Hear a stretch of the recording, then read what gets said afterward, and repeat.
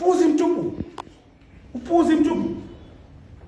Yaani mimi simsifu mchezaji wa Simba kisa mimi kwa nitaonekana na ala. Sheikh.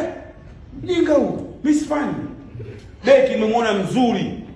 Alafu jina lake linafanana na aliyekuwa mke wangu. Kuna shida gani? Kuna shida gani?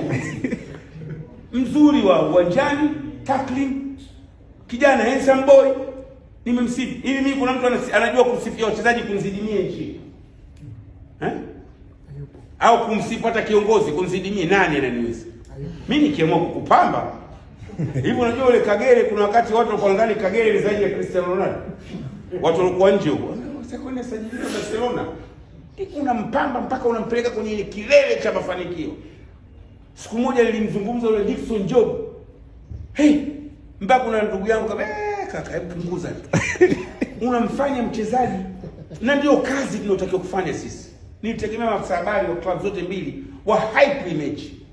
Wawape nguvu wachezaji wao, sio kujibizana na mimi tena. Yaani sasa hivi ndio kipindi chao. Mimi ikifika mechi kama hizi naumwa. Nilipokuwa Simba nilipokuwa naumwa natangaza mechi tu. Mtu hata kama ulikuwa una hamu ya kuja unakuja. Jinsi nilivyopamba ile mechi. Kama nilizana na mtu kama Haji wa hii God katika mambo haya. God. Dabi tumepoteza mvuto Haji anasema. God. Huwezi kupambana God. Haya, swali la mwisho jamani, nimechoka leo Ramadhani. Nimefunga ndugu zangu. Hamjapata press na mimi siku nyingi kwa mna hamu. Tutaandaa siku nyingine maalum kwa ajili moja. God, tunasema God.